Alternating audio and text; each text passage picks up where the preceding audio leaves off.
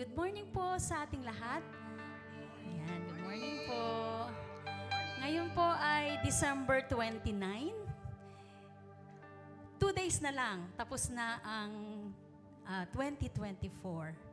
At sa nagdaang taon, sabi nga isang taon 365, this year 366, naging faithful na sa atin ang Lord. Naging good siya sa loob ng 364 days. At magiging faithful pa rin siya sa mga darating pang araw hanggang sa pagpasok ng New Year.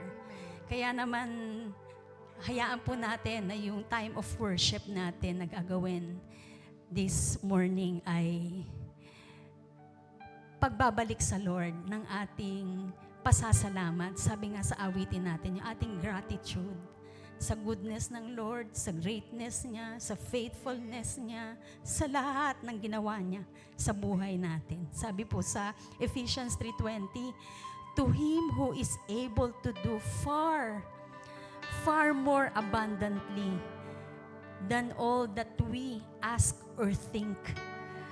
Far more. Sa Kanya lang ang lahat ng glory. Amen. Lahat ng honor. Lahat ng gratitude. Hallelujah. Lord, this morning, be all the honor, the glory, the praise, the worship be unto your holy name alone. To you alone, O Jesus. Amen. Hallelujah. Hallelujah to your name, Lord. Praise you, O God. May you be magnified with our worship, Lord.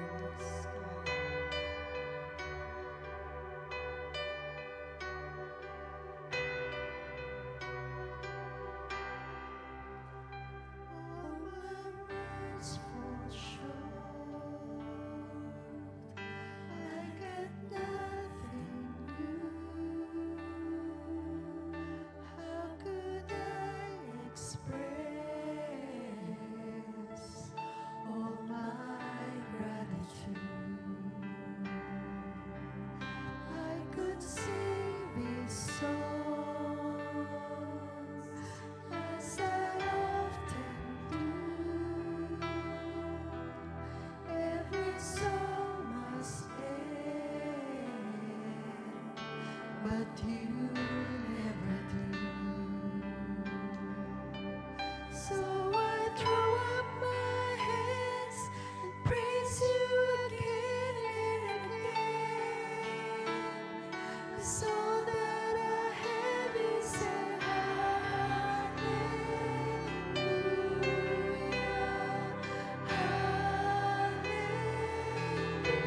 hallelujah. And I know it's not much, but nothing else fit for a king, except for a heart singing hallelujah,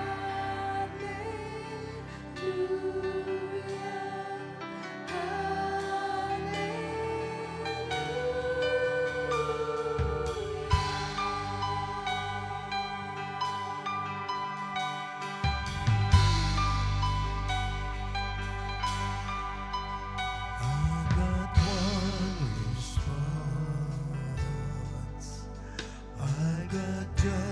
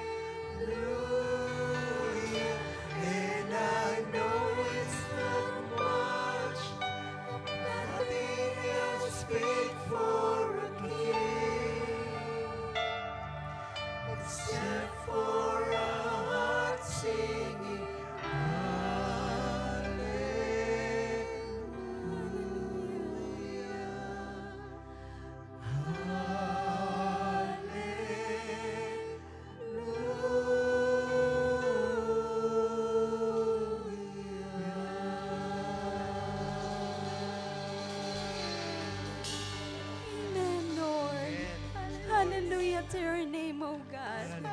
Truly, truly, yung being mo, being our King, being our Lord, you deserve not just the praises from our mouth, from our hearts, Hallelujah.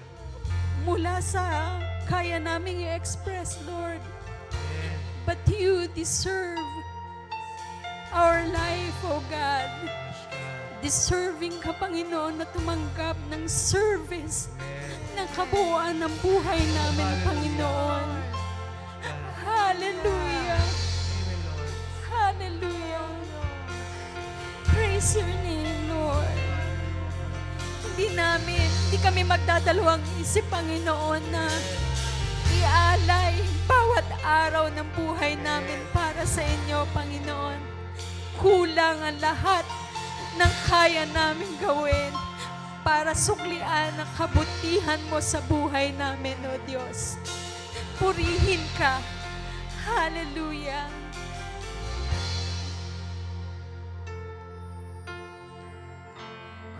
Mayroon lamang ako sa libong buhay, hindi pagkakain, lahat sa'yo'y ibibigay. Gayon pa man sa'kin nag-iisang taglay, ilalaan bawat sandali upang ibigin ka nang walang humpay. Gaya ng dagat na hindi nababagal sa pag-alon, puso ko ay sa'yo magmamahal sa habang panahon. Yes, O Lord. Nagkakaling kayamanan ko, ikaw ay sambahin. Wagas na pagsukay iyong binggin, kalakip ng awitin. Hallelujah. Purihin ka, Panginoon. Hallelujah. Amen. Hallelujah.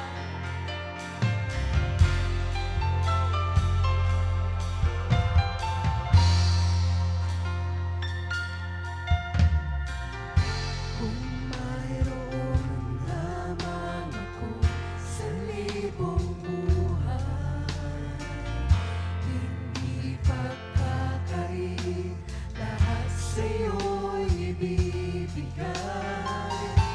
Gayon pa man sa'kin nag-iisang taglay, ilalaan bawat saglit upang ibigin ka nang walang humpay. Gaya ng dagat na hindi napapagal sa pag-alon, puso ko ay sa'yo magmamahal sa habang panahon. Natatanging kayamanan ko, ikaw ay sambahin. Wagas na pagsikay iyong ibig, kalapit ng awitin. Gaya ng dagat na hindi napapagal sa pag-alon, puso ko ay sa'yo magmamahal sa habang panahon. Natatanging kayamanan ko, ikaw ay sambahin. Wagas na pasikay iyong ibig, kalapit ng awitin. Purihin ka, Panginoon. Hallelujah. Hallelujah. Dagat na hindi napapagal sa pag-alon, puso ko ay sa'yo magmamahal sa habang Gaya ng dagat. Gaya ng dagat na hindi napapagal sa pagpalo. Puso ko ay sa'yo magmamahal. Sa habang Natatanging kayamanan ko. natatanging kayamanan ko, ikaw ay sambahin.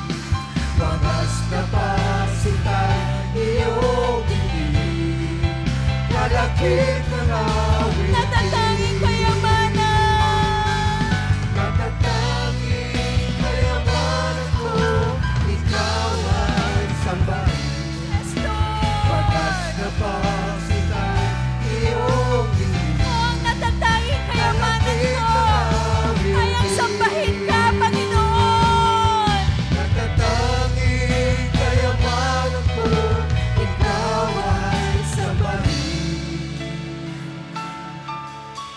Wagas na pagsitay iyong bibig, wagas na pagsitay iyong bibig, wagas na pagsitay iyong bibig. Isa pa, tingin mo ang pagsinta namin sa'yo, Panginoon. Sa huling pagkakataon, tingin mo ang pagsinta namin sa'yo, O Diyos.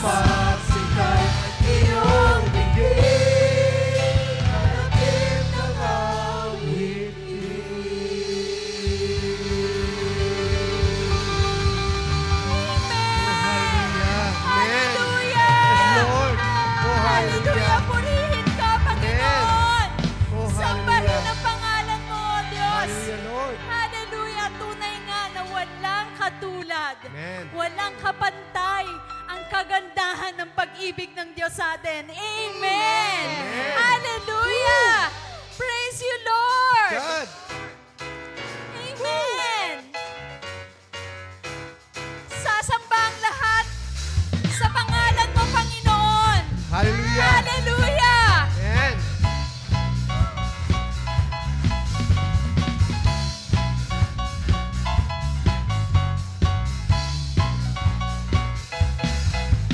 You surrounded me with the songs of praise. You have brought me to this place. Where your love and grace move within my life. Now your message is my life. Your love is beautiful. Your love is beautiful. It's the reason why I sing. All around the world, let the praise begin. All around the world, praise. All around the world, let the praise begin. Hey!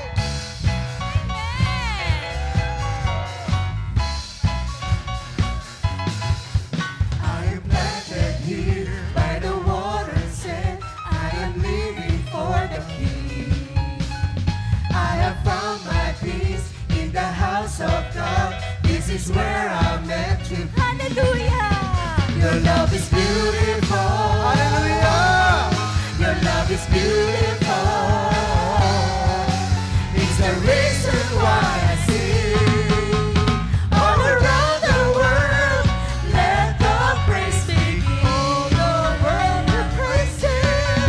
All around the world, let the praise begin. Amen!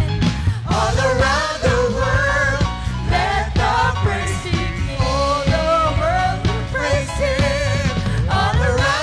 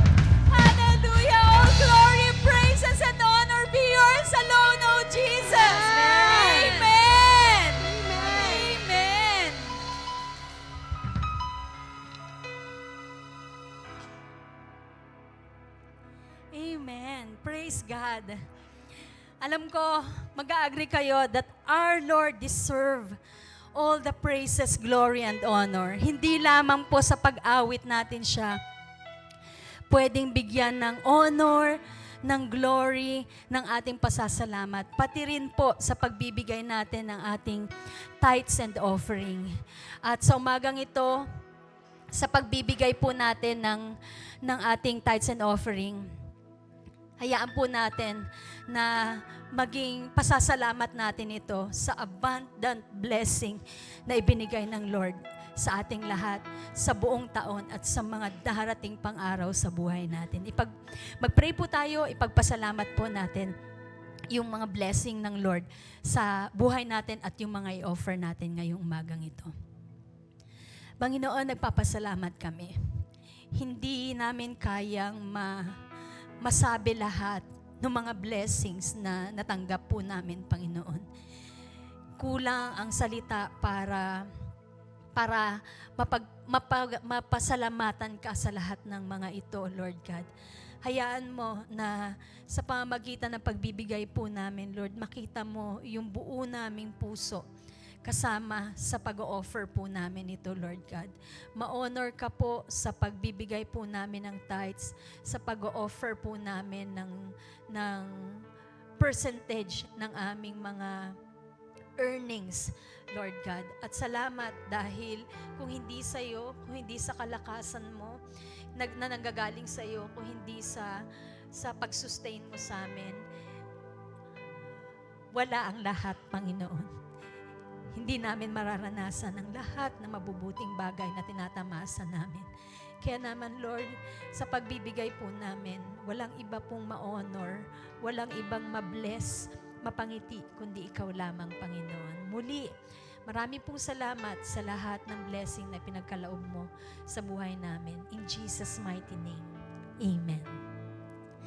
Ngayon po ay pwede po tayong magbigay ng ating tithes and offering online.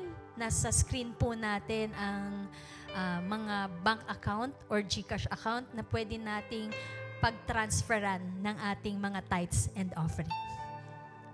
Praise God po.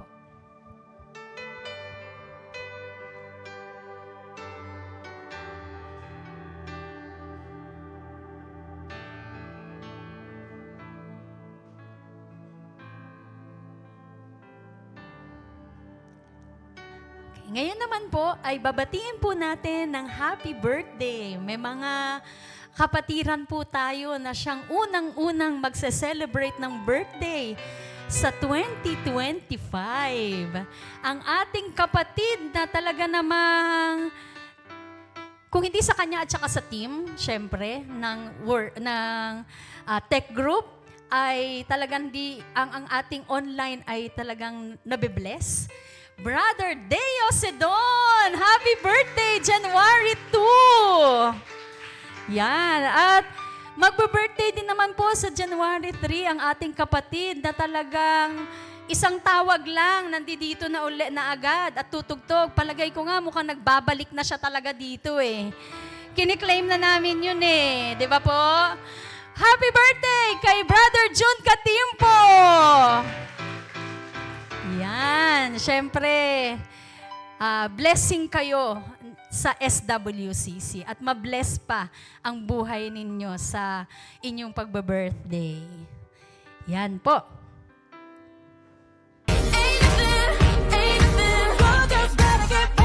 You've been down before, you've been hurt before, you got up before, you'll be good to go, good to go.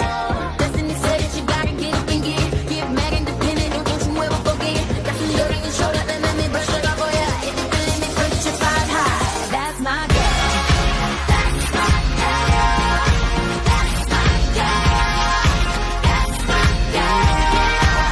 What you waiting for? That's my girl, that's my girl, that's my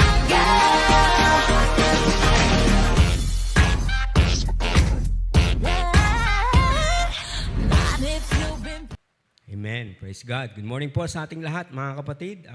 Tunay po na natutuwa tayo na every Sunday we have the opportunity po para mag-gather, para sa pangalan ng Panginoon. At sa nakita po nating video, no, alam po, familiar naman po tayo dyan sa mga ganyang mga contest ng pagandaan, Miss Universe. At ang isa po sa pinaka-highlight palagi ng mga ganyang okasyon, yung pong manalo, no, yung manalo. At makita po natin yung emotion, very high, di po ba? At hindi lamang po naman yan doon sa mga beauty pageant, baging sa paghihintay kung sino ang pinaka-top honor sa school, no? O sino yung magiging employee of the year, no? So marami po yan. Nakita po natin na stir up yung emotion, yung expectation, yung excitement. Kasi wala na pong yung pinakamasaya na emotion sa isang tao, kundi yung magkaroon siya ng achievement. Amen po ba? Ng achievement o ng something na may pagmamalaki niya kasi meron siyang na panalunan or na achieve na purpose sa kanyang buhay. At kadalasan po ito ay magkakaroon ng mga rewards. Usually ay there are times monetary rewards, there are times plaque, or ano po na nakita natin, crowns, no? Very significant yan kasi kahit po during Bible times, mga kapatid, ang isa rin pong mga sinasabi ng salita ng Diyos ay yung tungkol sa bibigay ng mga crowns as rewards. So, yun po yung pag-uusapan natin. Continuation po ito ng last time, 2 Sundays ago na kung saan pinag-usapan po natin ng rewards. But this time around, mga kapatid, kakaroon po tayo ng mas more or less detailed analysis po ng rewards. At particular po doon sa crowns. Doon po sa mga matagal na sa atin na nakasama ko sa church, ako po, ma-inspire po muli tayo as we remember muli po yung ano ba itong mga crowns. At doon po sa mga bago, nating mga members, especially sa mga kabataan, nawa maging challenge ito sa inyo na ang Diyos ay isang Diyos na nagre-reward at kapag tayo naglingkod sa Kanya, He will surely reward us. So ang ating pong title ay Crowns as Rewards. Ayan, Crowns as Rewards. Ngayon po, pag-usapan naman po muna natin facts about crowns as heavenly rewards. Tignan po muna natin ang ilang mga katotohanan tungkol po sa heavenly rewards o yung mga gantimpala na kaya po heavenly kasi po ang magbibigay niya ng Diyos at magmumula yan sa kingdom ng Lord. Unang-una po, it is the will of God that we will be rewarded for our service to Him. And po, kalooban po ng Diyos, mga kapatid, na tayo po ay gantimpalain niya. Amen po ba? So, marami pong instances sa salita ng Diyos na kung saan even the Lord Himself during po sa gospel, sinasabi niya po yan, I will reward you. Bagay sa epistles, makita po natin si Paul, si Peter, lahat po sila, ina-affirm po nila na talaga pong ang Diyos gusto niya rewardan tayo. Kaya matuwa po tayo, no? Ang Diyos po natin ay hindi madamot. Amen ho? Talaga pong gustong-gusto niya po na tayo ay bigyan ng reward. Kaya nawa, ma-inspire po tayo dyan. Secondly, every Christian has the opportunity to receive one or more crowns. Ayun ho. So, mamaya po, maintindihan natin yan. At least one crown or one reward na like a crown, yung po ay marireceive natin. But not only one. Pwede pong dalawa, pwedeng tatlo. Depende po yan sa kung ano yung paglilingkod natin sa Lord. Pero kita nyo po, ano man ang paglilingkod natin dito sa lupa, gano'n man kaliit, nakikita man tayo o hindi, matagal man tayo naglingkod o hindi, pero mga kapatid, naglingkod tayo sa Diyos, rest assured po, tatanggap tayo ng crown sa pagdating ng panahon. Amen po ba? So, tandaan po natin, hindi nababaliwala ang paglilingkod natin sa Panginoon. But number 3 na fact, receiving of crowns as rewards must meet certain requirements. Ayan po. Hindi po automatic na tayo po ay magkakaroon basta ng crowns. At yung mga crowns na yan, didiscuss po natin. Pero hindi po siya automatic. Kailan po ma-meet natin yung certain standards or requirements. Yun po ay nakasulat din sa mga text. Kung anong klaseng crown ang ibibigay sa atin, dapat po ma-meet natin yon. Otherwise, hindi po tayo magkakaroon ng crown. So, makikita po natin na talagang it is something na i-earn natin. Kung makita po natin, 2 Sundays ago sabi ko, yung salvation po o yung kaligtasan, libre po yon. It is unmerited, unearned. Pero pagdating po sa paglilingkod, hindi po. Tayo po ay challenge ng Lord na maglingkod tayo sa Kanya. Amen po ba? Kailangan po maglingkod tayo kasi binigyan po tayo ng gifts, ng kakayanan, Opportunity, time, everything ng Lord. No, nasa sa atin po yun kung gagamitin natin. Pero ang gusto po ng Lord, gamitin natin yan. In that sense po, kailangan ma-meet natin yung mga requirements. Next. Faithfulness is the key attitude in receiving heavenly crowns. Ayan po.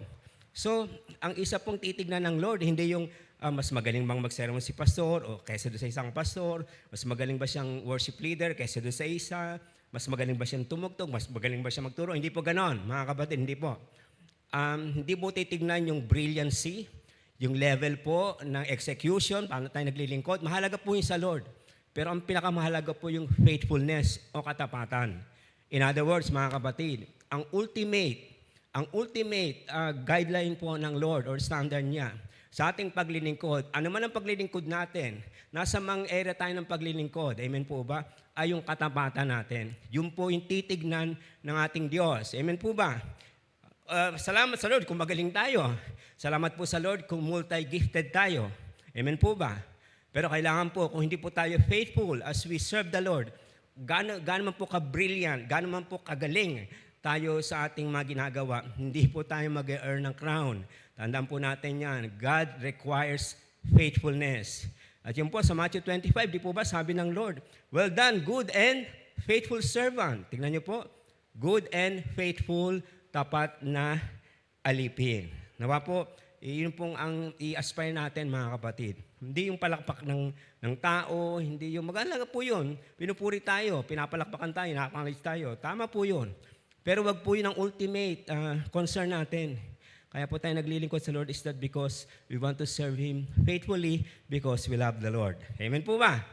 Praise God. Next, mga kapatid. Giving of crowns as rewards shows that God is generous and is mindful of our service and commitment to Him. Amen? Tingnan po niyan. Ang isang makita natin sa ating Diyos, siya po ay Diyos na mapagbigay. Siya po ay Diyos na nagpapala. Amen po ba? Hindi po siya nagwi-withhold. Hindi po sanay ang Diyos na magkimkim. Sanay po siyang magbigay. No, tayo sanay magkimkim. Sanay tayo mag-withhold. Ang Diyos po baliktad. No, palagi po siyang palagi pong overflowing lahat ng character niya, attitude. Especially po sa paglilingkod natin. Hindi po yung pinabaliwalaan ng Lord. Kaya sabi nga po natin dyan, giving of crowns as reward shows that God is generous and is mindful of our service and commitment to Him. Hindi po nakakalimutan yun ng Lord. Amen po ba? Minsan, tatrabaho tayo sa kumpanya, di po ba?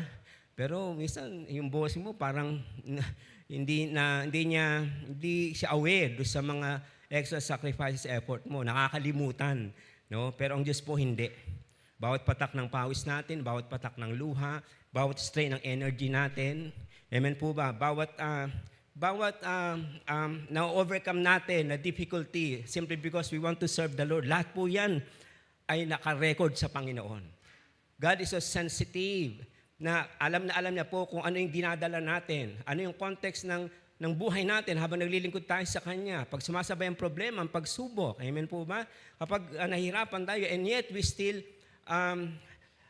aspire na maging faithful sa paglilingkod sa Kanya, kaya po ng Panginoon yon. Hindi niya po yun makakalimutan. Amen po ba? Makakalimutan ng marami dito yung ginagawa natin, but never ang ating Diyos.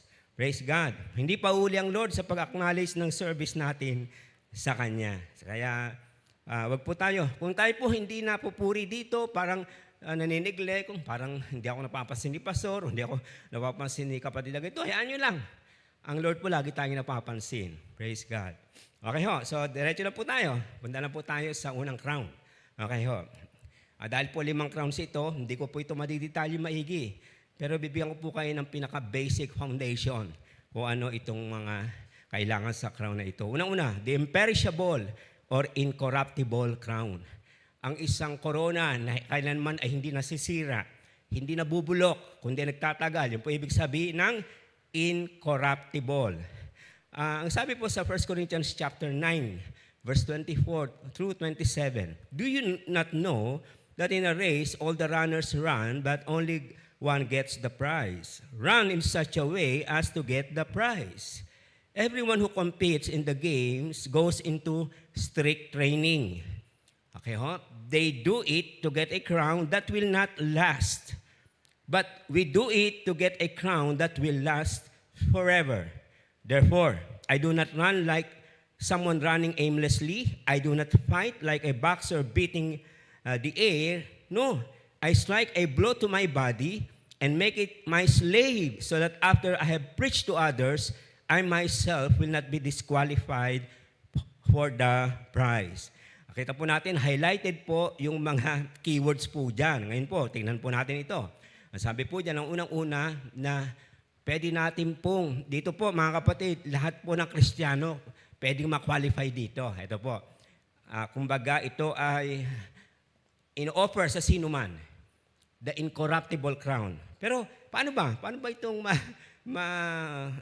ma-achieve natin? Yung nga po pala, sa panahon ng biblical times, ang pinaka-crown po nila ay yung leaves, no? Yung laurel, no? Wreath. Pero yun po, mahalaga sa kanila yon, no? Kahit po dahon yun na yun po lang ang nilalagay sa ulo nila, no? Pero after 3 days, bulok na yun eh. Pero ito po kasi ang mabigat doon. Yung pong nanalo doon, yung pong pangalan niya, ini-inscribe po doon sa marble wall ng mga gods. Kaya, in other words po, ma-remember pa rin sila. Naintindihan po ba natin? In one sense, matagal na silang nanalo. Pag nakita yung pangalan nila, ay nanalo pala yung si ganitong tao, no? 20 years ago. Kasi po naka-record doon. Pero eventually nag-collapse sa yung mga empire na yan eh. So nawala din. Yung pong sinasabi ritong crown, ay ito po ay yung diadema. Ito po yung sinusuot sa Panginoon. No? Yung crown. Okay ho? So, ito po yung hindi na bubulok. Ngayon, diretso po tayo. How to get this incorruptible crown? Paano? Pastor, paano natin makukuha yan? Ito na po.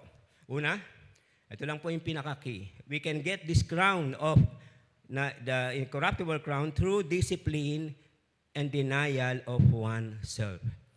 Kailangan po bilang Kristiyano, disiplina po tayo spiritually at meron po tayong eagerness to deny oneself. Tingnan niyo po ang sabi ng text. Do you not know that in a race, all runners run, but only one gets the prize? Run in such a way to get the prize. Ito na po, tingnan niyo po ito. Everyone who competes in the games goes into strict training. Discipline po yon. So, wala pong athlete sa panahon ng Greece, even sa panahon ngayon, na mananalo kung hindi po siya nag-undergo ng training at hindi siya disiplinado sa kanyang katawan. Nung pong panahon nila, required po na at least 10 months. Kung ako ay athlete sa panahon po ng Greece, no, kailangan meron akong 10 months na training. Intense training po yun. Intindihan po ba natin? So hindi yung po pwedeng, halimbawa po nandiyan na yung Olympics, pwede ba akong magpalista? Hindi ho, hindi kayo tatanggapin. Kasi kailangan po meron kayong ipakita na nag-training kayo for 10 months. At titignan po doon kung ano yung naging training ninyo, maayos ba? Naintindihan po ba natin? Kaya sabi dito, everyone who competes in the games goes into strict training. Ano po ba ang mga training ng isang athlete para manalo? Una, nagda-diet yan. Hindi basta kain dito, kain doon. Di po ba? Lalo yung mga masasarap, iwas yan. No? Hindi pwede yung gala ng gala. Kasi po, yung oras po niya, kailangan ay mas marami sa training. May pahinga, tapos training. No? So, kailangan yung diet, yung katawan niya, yung physical condition, kailangan hindi siya abuso sa kanyang katawan, hindi siya nagpupuyat. Kailangan din po ay lagi siyang tumatakbo, nagtatrain, nagbubuhat ng weights. Lahat po yon. No? Yung pong sinasabing goes into strict training. Bakit? Kasi kailangan nga nila makuha yung crown. Okay ho? Yung salita pong compete, nakita natin yan, ibig sabihin yun to be struggling, to striving, no? Fight or labor fervently. Nandiyan ba yan? O yan, nakita po natin. Tingnan niyo po, as in athletic, no? Nag-strive, nag-struggle. Sabi po, sa warfare din. Fight, labor fervently. Di ba yung tumatakbo? Pag sa Olympics, kita nyo naman yung mga muscle, di po ba yung mukha nila talaga namang pag malapit sa finish line. Ayun po yung straining, nag-i-strain. Yung original word nito po ay agon. Diyan po kinuha natin salitang agony. Ayan, agony. No? So yung mga player po, they agonize, no? Talaga pong 10 months before ng competition, talagang handa na sila. At matindi po yung mga pinagdaanan nila. And then, kaya pag nanalo po sila, paglingon nila ay salamat sa discipline. Salamat, dininay ko yung sarili ko ng chocolate. Salamat, dininay ko ang sarili ko ng kain. Kasi dahil doon, naging matagumpay ako. Okay ho. Spiritually speaking, ang spiritual disciplines po natin, hindi po yung sa physical, kundi sa spiritual. Ano po yung dapat na meron makita sa atin na disiplinado tayo, consistently ginagawa natin para makareceive tayo ng incorruptible crown?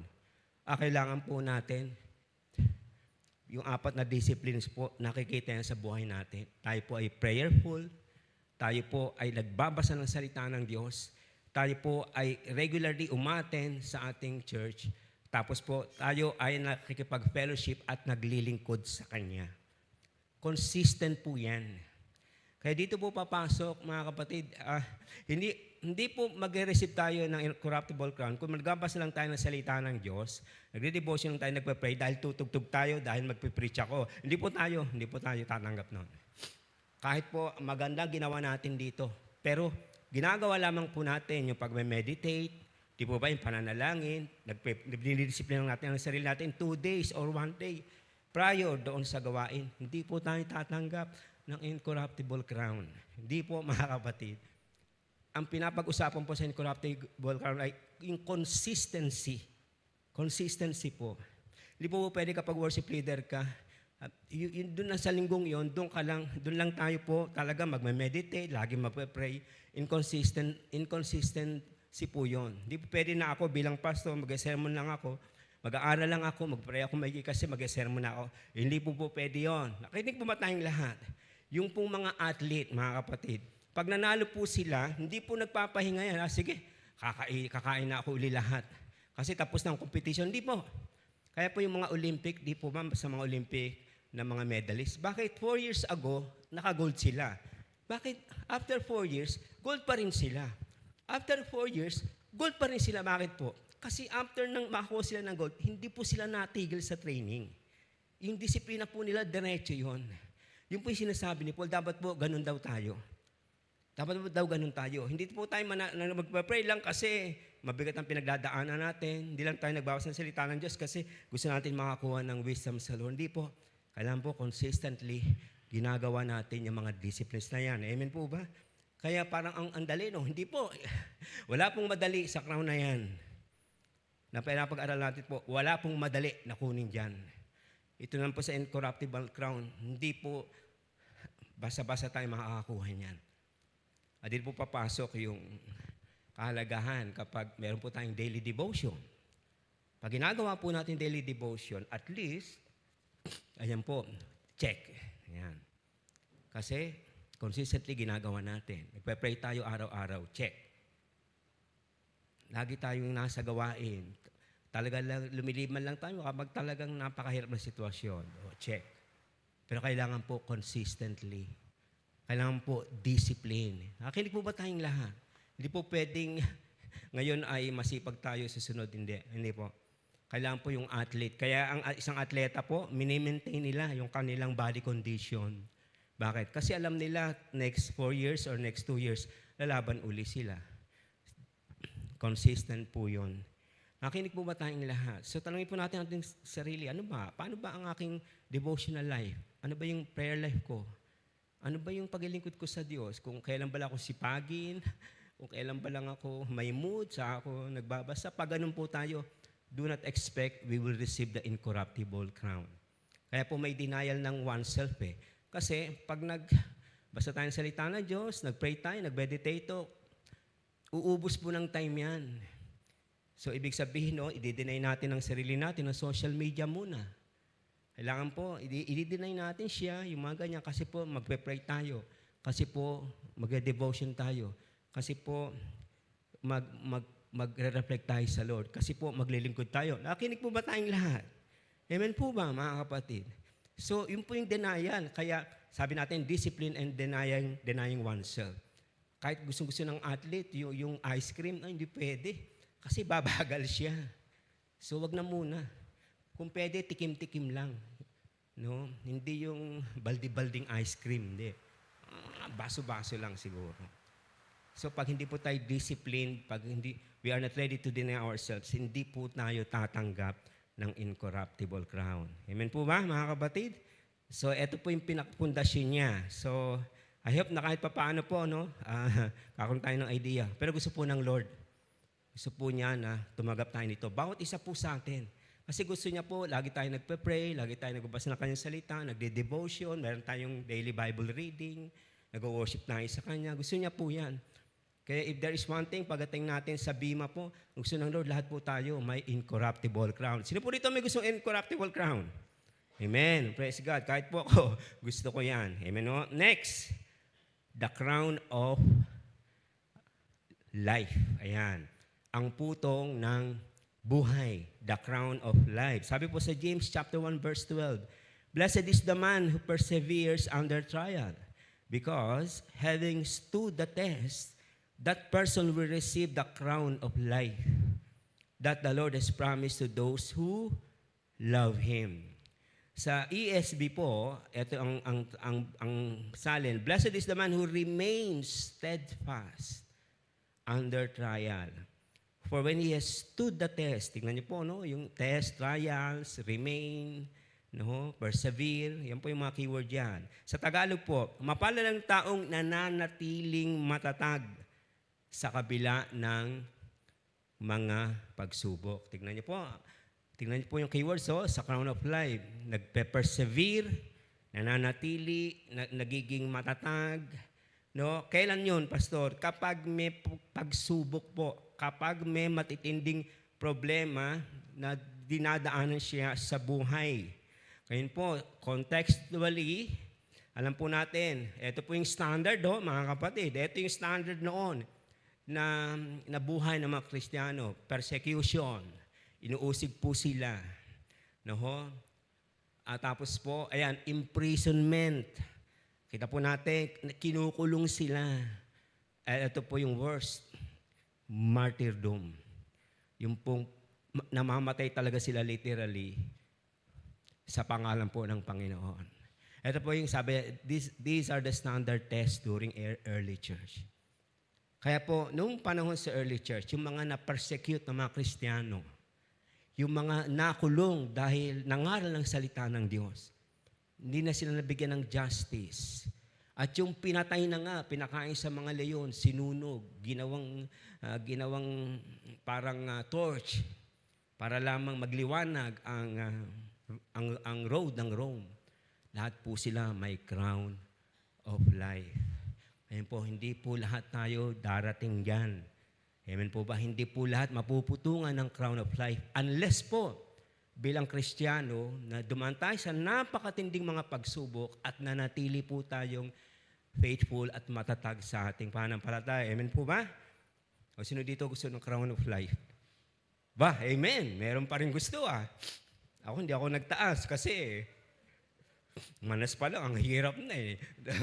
Okay, ewan ko, pero, well, edi praise the Lord. Pero, mahirap po itong crown of life. So, tingnan natin mga kapatid.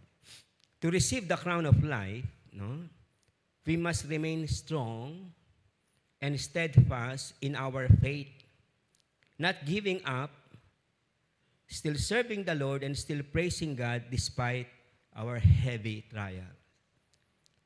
Kaya po, itong sina Paul and Silas, di po ba, nung sa Acts 16, ano na sila, no?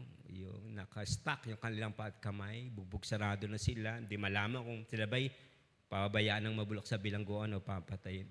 Ano po ginawa nila, di po ba? But around midnight, Paul and Silas prayed and sang hymns to God.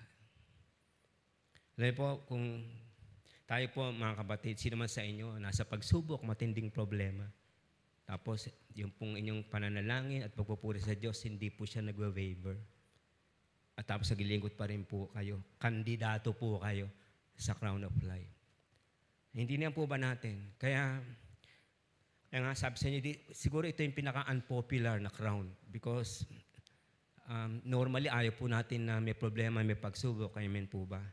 Pero alam po ng Lord na pag tayo po Kristiyano, dadaan tayo dyan. Of course, hindi lahat tayo dumadaan sa ganitong katitinding mga pagsubok at problema. Pero mga kapatid, yung pong mga kapatiran natin, I was asked, siguro a month ago o 3 weeks ago, Pastor, bakit ganon? Nasa coffee shop kami kasi, bakit ganun ba? Kung sino yung nalapit sa Diyos, kung sino yung, alam naman natin naglilingkod, bakit tatamaan ng ganyan sakit?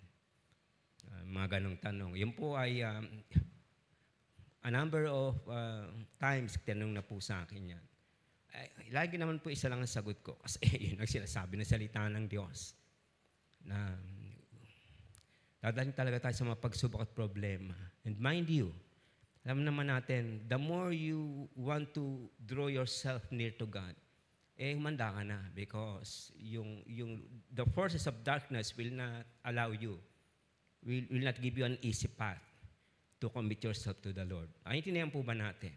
But hindi yung kailangan maging matakot tayo. Kasi ganun talaga ho. Ganun ho talaga. Pag tayo po nasa Panginoon at nilob ho ng Diyos, dumaan tayo sa ganito at gusto ng Diyos gamitin tayo at gusto natin magpagamit sa Lord. Ang isa pong bagay na tatandaan natin, at any given time, i-challenge pong palagi yung ating commitment at devotion sa Lord. Amen po ba? At nandiyan po yung element ng warfare. Kaya tingnan niyo po sa Matthew chapter 5, sabi na po ito ng Lord, winarningan niya na po ang kanyang mga disciples. Sabi niya sa Matthew chapter 5 verses 10 to 12, Blessed are those who are persecuted for righteousness' sake, for theirs is the kingdom of heaven. Blessed are you when others revile you and persecute you and utter all kinds of evil against you falsely on my account. Sino dito yung na-insulto na kayo? Okay? Praise God. Yung tingin sa inyo, word kayo. Dahil lang nagpa-praise the Lord kayo. Alam nila dahil Christian kayo. Kasama kayo dito. Rejoice and be glad, for your reward is great in heaven. Tingnan niyo po. Kita niyo po yung consistency ng revelation ng salita ng Diyos. Lagi po nasa mind ng Lord, lagi nasa puso niya na i-compensate niya ang kanyang mga anak. Amen po ba? Lagi niyang susuklian yung mga ginagawa natin sa kanya. Kaya kayo po mga kapatid, kung ang dami-dami yung pinagdadaanan sa Panginoon, pero in spite of that, andun pa rin yung joy ng paglilingkod, andun pa rin yung, sabi natin, yung passion to really serve the Lord. Ako mga kapatid, ngayon pa lang tinitignan ng Lord, anong klaseng reward? Of course, yung crown nandyan na. And He will personally award that to us. Hinahanda na po yan ng Panginoon. Nakinig po ba tayong lahat? For your reward is great in heaven, for so they persecuted the prophets who were before you. Acts chapter 14. Tapos na po ang gospel. Early church. Hanggang ngayon po ito. Acts chapter 14. Verse 21. They preached the gospel in that city and won a large number of disciples. Then they returned to Lystra, Iconium, and Antioch. Tingnan niyo po, sabi ni Paul, strengthening the disciples. Pinapalakas yung mga disciples. Sino po yung pinapalakas ni Paul? Yung mga believers during that time sa mga churches, sa Iconium, sa Lystra, sa Antioch. And, encouraging them to remain true to the faith. Why? Because we must go through many hardships to enter the kingdom of God, they said. Ayan po, hindi po ito lahat para sa atin. Dahil sa ating bansa, at least may freedom tayo to express our religious conviction. Pero po, mind you mga kapatid, sa mga bansa na hindi po pinapayagan freely ang Christian faith, hirap na hirap po ang mga Kristiyano doon. At sila po talaga ay, hindi sila pwede mag-worship ng publicly, hindi po. Builihin sila or either babawalan sila. And pinapersecute po sila. Hindi lang po natin alam kasi mga black news po yan, especially sa mga communist countries. Hindi natin alam kung ilang mga Kristiyano hanggang ngayon nakabilanggo. Simply because sila po ay mga Kristiyano. At nabibigay ng salita ng Diyos, nag-share ng gospel. Pero sabi nga po ni Paul, we must go through many hardships to enter the kingdom of God. Mga kapatid, iba-iba po ang degree ng hardships na dinadaanan natin. Iba-iba po kasi yung path ng Lord na dinisign sa atin. Pero if and when ang dinesign po sa atin ng Lord na pupunta tayo sa mga ganong difficulties. And there are times, hindi naman tayo personally, mga mahal natin sa buhay, di po ba? Yung naapektuhan, mga Kristiyano rin, ng mga kapatid natin, magulang natin, na dumadaan sa ganong mga pagsubok. Tayo din po, nag-suffer with them. Ay, hindi niyan po ba natin? Nakita niyo po, sa inyo po yung crown of life, hindi talaga basta siya binibigay. Ulitin ko po mga kapatid, ang requirements dito, pinapersecute tayo palagi and consistently, hindi tayo bumibigay, hindi natin kinikurse ang Lord, hindi tayo nanlalamig, we stand our ground, no? Ano man yung pagsubok, problema, and even to the point of death, lahat po ng mga Kristiyano na pinatay dahil sa faith, lahat po yan mayroong crown of life. Alam po natin, meron tayong mga kapatiran na mga may sakit na serious. Iba nga po, nawala na. Pero natili po sila sa kanilang devotion sa Lord. May crown of life po sila. Yung mga dumaan sa mga matitinding mga karamdaman. May crown of life po yan. Isa po yan sa reward sa heaven na talaga namang magbibigay ng iba yung saya doon po sa mga kapatiran, mga Kristiyano na dumaan sa matinding mga sakit. Tapos, bibigyan sila ng crown of life kasi kahit sa ganong tindi. Parang si Job, di ba? Sabi ni Job, puro bukol na nga. Lahat, namamagana lahat, sabi niya. No, I will still praise the Lord kahit na ano nangyari sa akin. Amen po ba? So, mga kapatid, salamat ang Panginoon, pag nahihirapan tayo, meron siyang certain crown sa mga pinagdadaan nating matitindi tapos nananatili po tayo sa Lord. So, on our part, we must be encouragers to those who are suffering because of intense trials. Tayo naman po na hindi dumarating sa mga ganong matitinding pagsubok, kagaya ng mga kapatiran natin, dapat po ma-encourage po natin sila. Amen po ba? Yun po yung, at the very least that we can do is to encourage them, mga kapatid.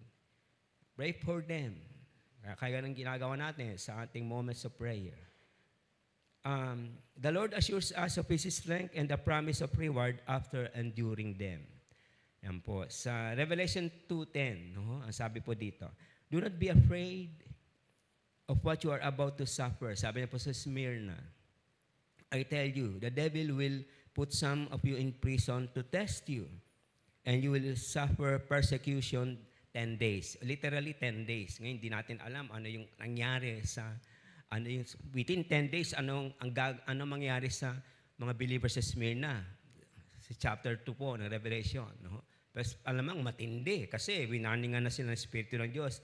You will suffer persecution 10 days. Yung isang araw ka lang i-persecute, napakahirap na nun. 10 days pa to. Be faithful even to the point of death, and I will give you life as your what? Sabihin po natin, Victor's Crown. Yun po yung isang name ng Crown of Life. Victor's Crown. Ayan. No? But Pastor Victor's, bakit tagumpay? Kasi nagtagumpay sa faith kahit na matindi yung pinagdaan ng pagsubok, persecution, o karamdaman. Amen po ba? Number 3, the crown of joy or rejoicing, otherwise known as the soul winner's crown. Dito po, lahat gusto ng Lord, candidate lahat ang mga Kristiyano rito. No? Gusto po ng Lord, lahat po tayo, merong ganito. No? Ulitin ko, yung crown of life, siguro hindi lahat, kasi hindi lahat dadalhin sa ganong katinding pagsubok. Yung crown, incorruptible crown, lahat po tayo doon, candidate tayo doon. Amen, no? Pero dito sa crown of joy or rejoicing, lahat po ng Kristiyano, we can avail of this reward. Okay, ho? Sabi po sa Philippians 4:1, therefore, my brothers and sisters, you whom I love and long for, my joy and crown. Tingnan niyo po, my joy, ang kagalaan ko at ang aking putong or crown.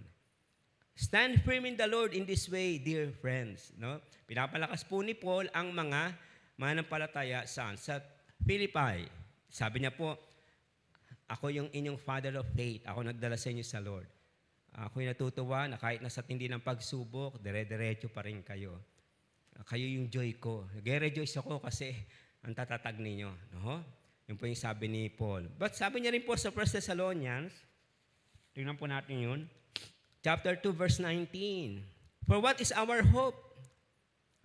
Our joy or the crown? Tingnan niyo po, nag-research pa nga siya ng hope, no? Pero dito po tayo sa our joy or the crown in which we will glory in the presence of our Lord Jesus when He comes. Is it not you? Indeed, you are our glory and joy. No? Hindi ko po alam, kasi po, yung pong mga crown na pinag-usapan natin, ako naniniwala literal yan. May crown talagang ganyan. Pero pagdating po, dito hindi ko alam eh. It could be merong literal na soul winner's crown, tapos po, yung pinaka talagang manifestation noon ay yung tao na nadala natin sa Panginoon. Amen po ba? Kaya nga, sabi ni Paul, sabi sa Philippians, you are my joy, you are my crown. Sabi sa mga taga-Thessalonica, kayong aking kagalakan, kayong aking putong. Kayo? Sabi sa Philippians 4:1, kaya nga, mga minamahal na kapatid, magpakatatag kayo sa Panginoon.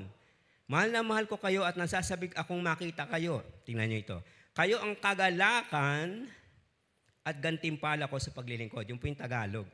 Kayo yung kagalaan ko at gantimpala ko sa paglilingkod. Okay. Those who are engaged in soul winning will receive the crown of joy. Ayan po. Kaya, pag tayo po mga kapatid, nasa puso po talaga natin yung magdala ng kaluluwa sa Panginoon. It's either yung diretsong pag-share, ini-invite natin po sila. At nandiyan po sila, eventually nakita natin naglilingkod. Sigurado po yung ating crown of joy. Yun po yung kahalagahan ng ating Dial 1910. Eh. Ayan ko, sana po ma-reinforce po yung ating motivation to invite or really mag-share ng salita ng Diyos. Kasi po meron talagang specific na reward po dito. At ito po ay in-offer ng Lord sa lahat. So po ng Diyos, lahat po tayo dito ay soul winners. Amen po ba? So, at yun po yung in-endeavor natin. At least at the last 6 months of this year and next year, ito po yung magiging focus natin. Kaya gustong-gusto po ng Diyos na talaga pong niloob ng Diyos may ganitong klase ng crown eh. Kasi alam niya, tayong mga Kristiyano, parang hindi tayo ganong kasold eh. Okay, si pastor lang yan, mga evangelist lang dapat yan. Hindi po, lahat po tayo as a body. Kailangan po natin na ma-involve sa soul winning. So, patuloy po tayong mag-invite. Amen ho. Patuloy natin ipag-pray sa 99 moments of prayer natin, yung mga mahal natin sa buhay, mga kaibigan, kasi po kikilos ang Diyos. Kasi po, why in the world, mga kapatid, na maglalaan ang Diyos ng soul winner's crown or crown of joy kung, hindi po ba? Kung wala naman din, hindi po, meron talaga. Mahalaga po sa Panginoon ang soul winning. Kayo? But hear this, mga kapatid. Soul winners are disciple makers. Ayun. Ito po yung nakakaligtaan natin. Soul winners are disciple makers. Hindi po sila magkahiwalay.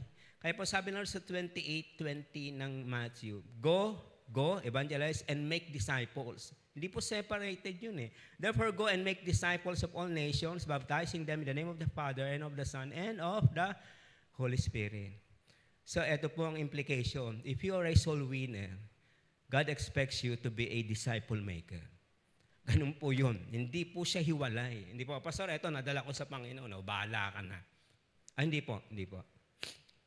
Kung sino po yung nadala niya sa Panginoon, dito siya, maging bahagi po tayo ng pagdi-disciple sa Kanya. Yun po yung kahalagahan. Bakit tayo may discipleship, mga kapatid? Especially sa mga bago. Kasi hindi po pwede na yung na-attend lang sila. Paano nga, meron kasing na-attend lang. Baka nga, kailangan nilang ma-disciple, yung pong mga tumanggap. So, meron tayong ganyang mga program. Sa church po natin, natutuwa naman tayo sa Lord na kumpleto po naman. O, nag-i-invite tayo. We train them, we disciple them. And responsible po tayo kasi sa Panginoon. Because hindi lang po sapat na na-invite natin, na-attend, hindi po kailangan ma-disciple sila. Kasi sila po yung next generation ng mga tatayo dito. Amen po ba? Kaya if you're a soul winner, automatic, you should be a disciple maker.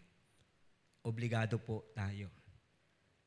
At nakita ko naman po iba di po ba, meron na tayong mga dinala o in-invite yung mga kabatiran natin. Hanggang ngayon, nagpapatuloy. Yung iba nga, nag-work na sa Lord, nag-serve na.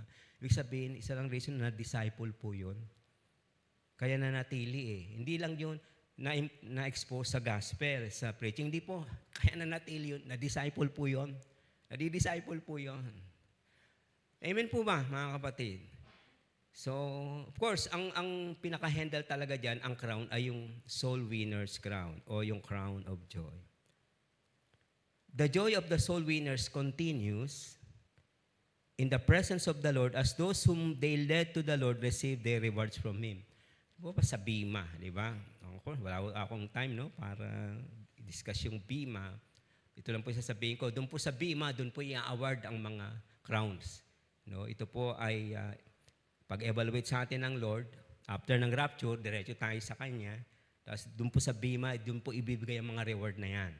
Okay? Di po ba sabi diyan? Di ba may dinila ka sa Panginoon? Tapos nakita mo, binibigyan ng incorruptible crown. Pero ikaw ang nagdala. Di ba? Matutuwa ka na rin. Tama po ba? Yun ang reason bakit sinasabi, this is a crown of joy.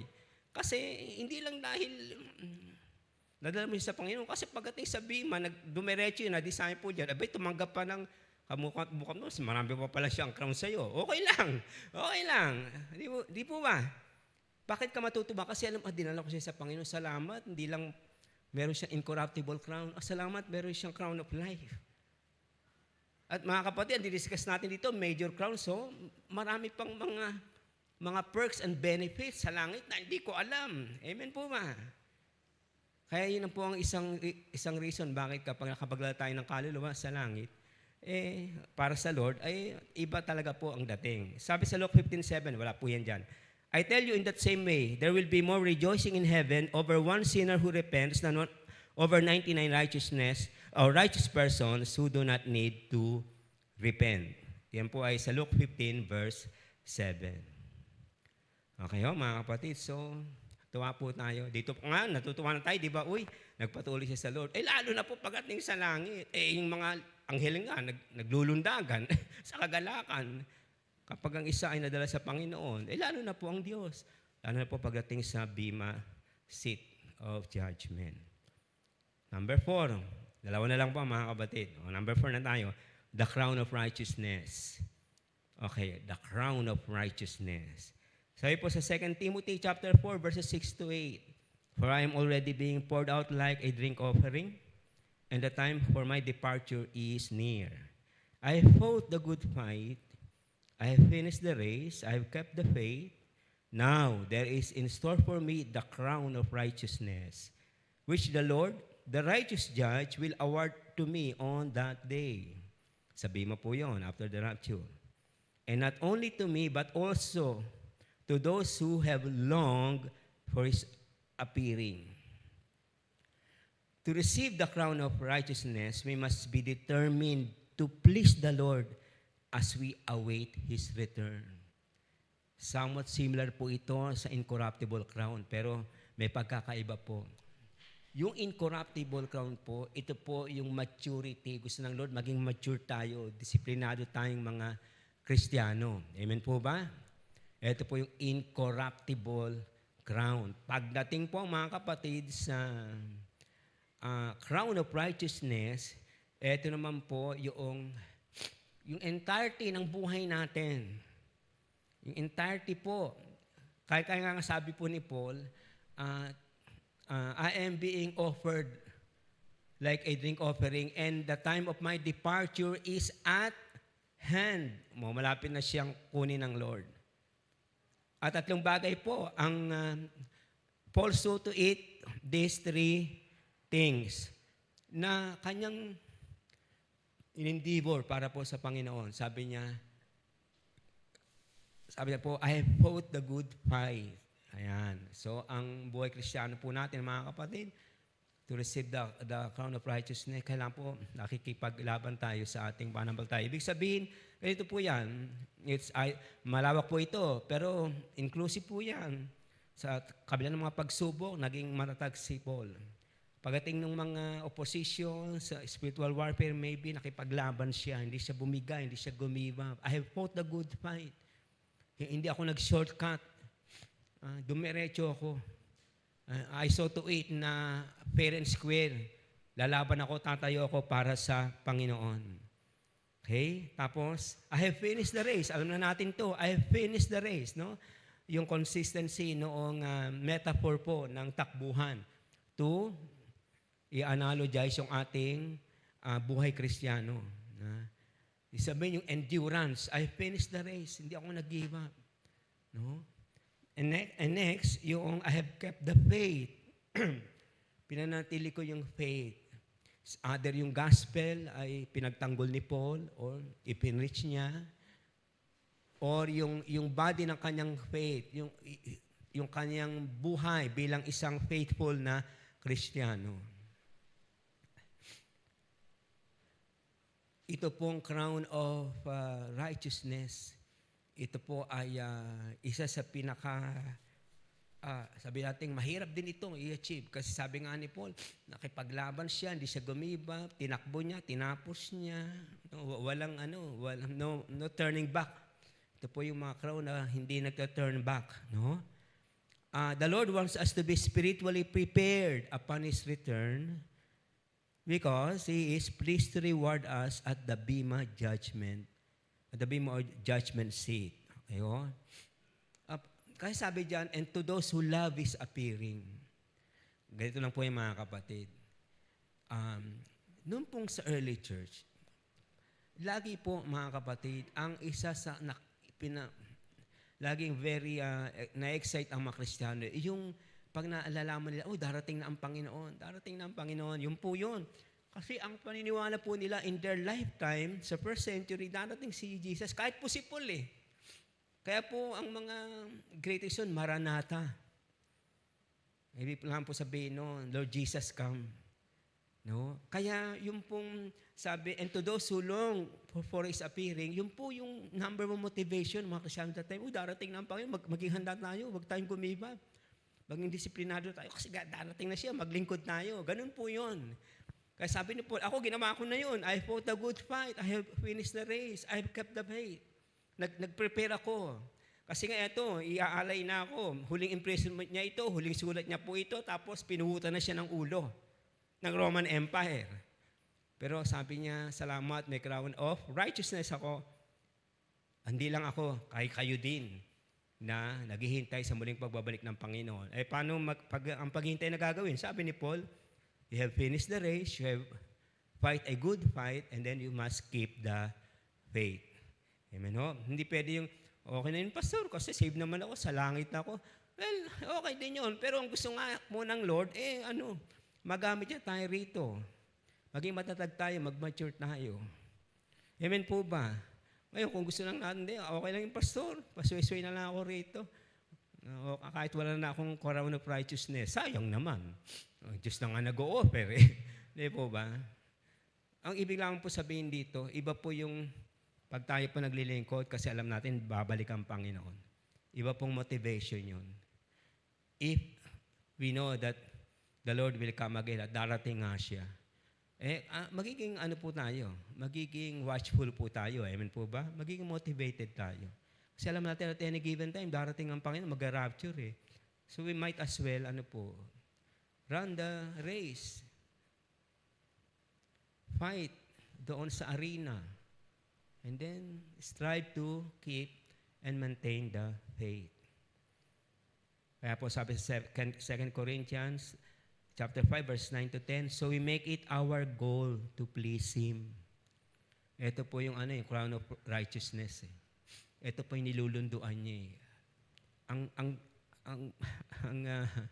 Re-receive po nito yung ang goal niya ay, Lord, Ikaw lang gusto kong ma-please sa buhay ko. So we make it our goal to please Him. Whether we are at home, in the body, habang nandito pa ako, so gusto ko i-please ang Lord. Sabi ni Paul, habang buhay pa ako, nakakulong man ako, sige, susulat ako. Kung kumustahin ko yung mga churches, kumusta na kayo, pinapag-pray ko kayo. Amen po ba? Whether at dito pa, sa body pa ako, gusto ko i-please ang Lord. Or away from it, o wala na ako rito, yung patay na ako. Gusto hanggang sa the last breath of my life, gusto ko, ang nakita sa akin ng Lord ay piniplease ko siya. Amen po ba mga kapatid? Why? For we must all appear before the judgment seat of Christ, so that each of us may receive or not receive what is due us for the things done in the body, whether good, approved, or bad, disapproved. Dalawa po yan. Okay. Di po ba na papadaanin sa apo yung ating service? Kung ito ay ang value ay gold, silver, precious stone, we will receive the rewards, we will receive the crowns. Kapag ito po ay wood, hay, stubble, or bad, disapproved, sinog lamang po yun.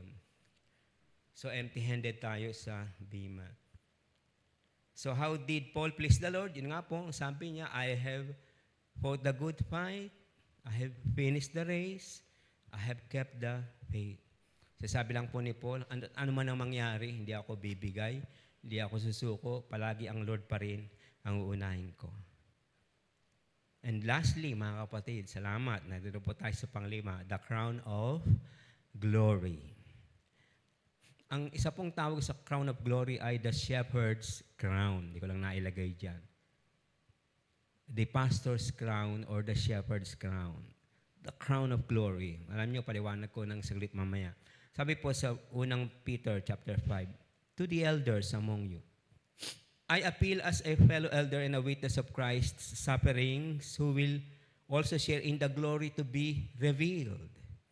Be shepherd of God's flock under your care, watching over them, not because you must, but because you are willing, as God wants you to be, not pursuing dishonest gain, but eager to serve, not lording it over those entrusted you, but being examples to the flock.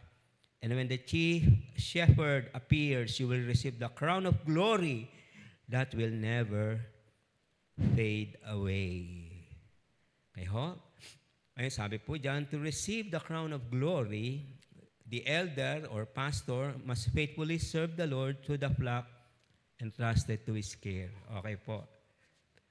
So primarily, basically po, itong crown of glory ay nakareserve po sa mga leader ng church, sa mga pastor. Kaya nga po, ang isang tawag dito ay the shepherd's crown. Amen po ba? Pero ganito po lang, yung elder po, doon sa New Testament, elder o yung matatanda sa iglesia, presbyteros or bishop, sa isang salin overseer, sa isang pang salin pastor, isa lang po yun, no? Kaya dito, ibang mga elder dito, considered po kayong shepherd kasi. In fact, kapag nga kayo coordinator, kasi ganito po yan eh, ang nilulunduan po ng crown of glory, meron kang hawak. Diba po ako yung pinaka-leader nyo, no po?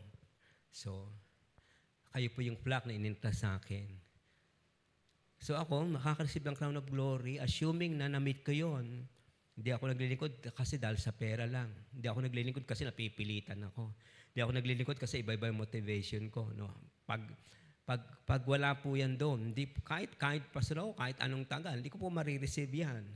Kasi ang sabi po dyan, kailangan, ang makaka-receive nito, kailangan siya ay, pina-watch over niya yung flock. Inaalagaan niya. Hindi niya pinapabayaan. Kaya responsible yung pastor. Kailangan diligent siya. Sa preaching, sa teaching, sa pagpe-pray. Hindi po madali. Hindi po madali itong crown of glory, mga kapatid. Hindi po madali ito. Sabi pa, dahil kailangan mo, hindi, dapat bukal sa kalooban. Hindi dahil meron kang makukuha, mahihita. Hindi yung dapat ang primary motivation ng isang pastor kasi kikita ako kasi may pera sa ministry. Hindi po dapat yon. Eager to serve, gusto niya laging naglilingkod. dapat mag-example siya. So, yun po yung mga qualities na kailangan. And when the chief shepherd appears, you will receive the crown of glory that will never fade away. Bala Sahib said, mga kapatid, kung kayo po humahawak ng isang group, no, yung bawa Bible study group o discipleship group, in that sense, kayo po ay pwedeng ma-qualify sa crown of glory. Amen po ba? Kasi in one sense, under care nyo po sila. But of course, strictly speaking, by and large, ito po ay sa mga talagang mga leaders sa church. Amen po ba? So, mga kapatid, ito po ang mga crowns na basically these are the major crowns or rewards. Sa Hibsen, marami pa po yan in between na maliliit. Ako sabi ko na ito yung example na ito. Pero po misyonero na mag-asawa na for so many years, 50 years, nag-labor sila sa Africa. Ito po ay around 19th century, no, na kung saan ang mga barko steam pa, no, uling pa, nagpapatakbo, ganoon. After ng kanilang missionary enterprise, yung mag-asawa, matatanda na, hindi na sila malalakas, siguro, mahina na. Babalik na sila sa Amerika. Kasi yung barko na sasakay nila, doon din sasakay yung presidente ng Amerika, na doon sa Africa, kaya nandoon nag-hunting ng mga wild animals. Kita nila, may mga musiko na, no? Andun na yung mga banderitas. Sasalubungin kasi yung presidente kasi babalik na siya sa Amerika. Yung pong asawang lalaki ay para siyang nabigatan, sabi niya. Kami sa kanyang asawa, "Dear, bakit ganoon?" Kaya lang yung presidente natin, tingnan mo yung palakpak, ganyan. Yung may mga banda pa ng musiko, no? Talagang winelcome siya. Tayo, 50 taon tayo nag-labor dito sa Africa, parang ni isa, walang sumalubong sa atin, ni isang bulaklak walang nagbigay sa atin. Sabi ng kanyang asawang babae, hayaan mo na. Presidente yan, bibigyan nila ng galang yan. So, nandun sila sa isang barko, pagdating po sa New York, andun na naman, yung parada, andun na naman. Siyempre, presidente ng Amerika yun. Sila naman po, nag-rent ng isang sa mumurahing hotel kasi nga, wala silang gaanong pera na Nung gabi, nabibigyan talaga ako, sabi ng asawang lalaki. Missionary po ito, Sabi niya, bibigyan talaga ako dir, parang nabaliwala ang ginawa natin sa Lord. Sabi po kaya asawang babae, dir, ganito lang gawin mo, pumunta ka muna doon sa kwarto, mag-devotion ka, mag-reflect ka, then tanungin mo ang Lord, ibigay mo sa Lord kung ano yung naramdaman mo. O, di ganun nga, ginawa nila. Yung sa babae mukhang okay sa kanya, no?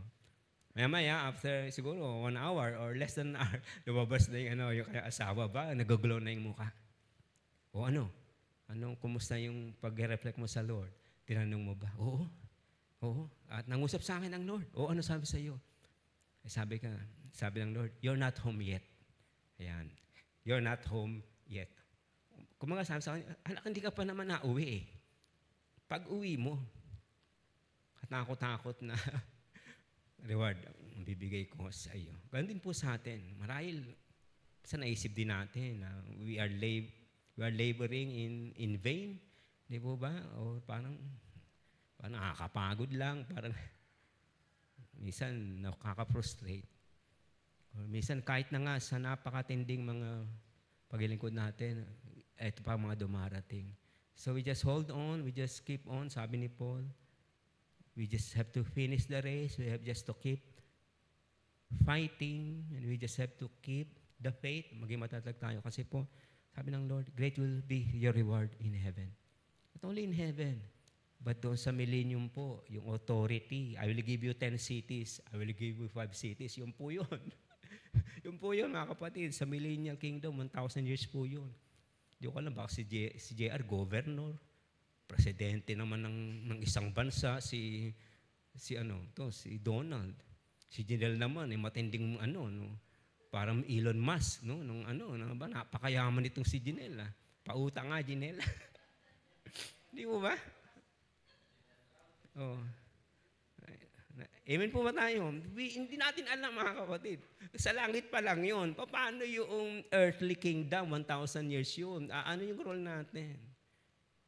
So nawa po sa umagang ito na motivate po tayo, na-inspire tayo, mga workers, as we end this year with this message. Maglingkod pa rin po tayo sa Panginoon. Amen po, because He is worth serving sa buhay natin dahil He is worthy. He is worthy. Palakpakan po natin ang Panginoon. Praise God.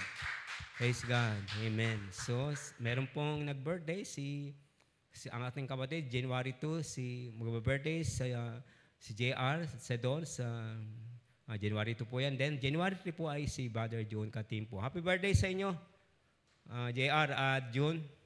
Salamat sa blowout. Praise God.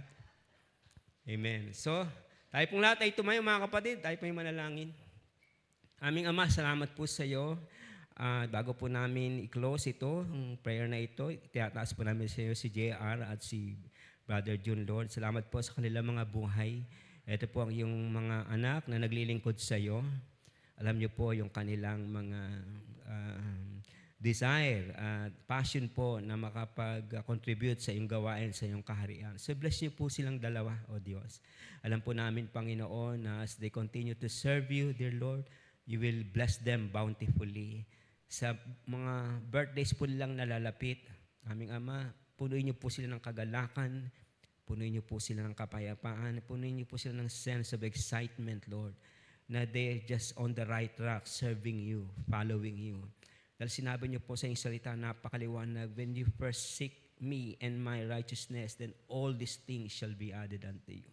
So, yung pong i-add niyo po kay JR at kay John, di lamang po ng maraming taon ng buhay, kundi maraming times ng spiritual breakthroughs, material blessings, dear Lord, at mga prayer requests sa kanilang puso, bigyan niyo po ng fulfillment, even sa kanilang mga mahal sa buhay na makakilala sa iyo, ay magkaroon ng katuparan this year. Salamat, Lord. Iniintas po namin sa iyo si JR at si Brother June. Bless niyo po sila. At sa mensahe pong natapos sawa, Lord, sa 2025 na ito na darating, lalo naming ma-appreciate, Lord, at ma-challenge kami that it is a good thing, it is a joyful thing to serve you, Lord. Hindi ito waste, hindi ito nababaliwala kasi Diyos po kayong nagre-reward at nagpapala. Marami pong salamat. Ipatanggap niyo po ang iyong pagpapala sa bawat isa. Sa oras na ito, tanggapin niyo po ang pagpapala ng ating Diyos, ang pag-ibig ng Diyos Ama, ang biyaya at pagliligtas ng ating Panginoong Jesucristo at ang aliw ng Espiritu ng Diyos ay sumating pong lahat. Sa pangalan ni Jesus, tayo pong lahat ay magsabi ng Amen. Amen. Sige po, palapakan natin ang Panginoon. Amen. Praise God. God bless us all. Happy New Year.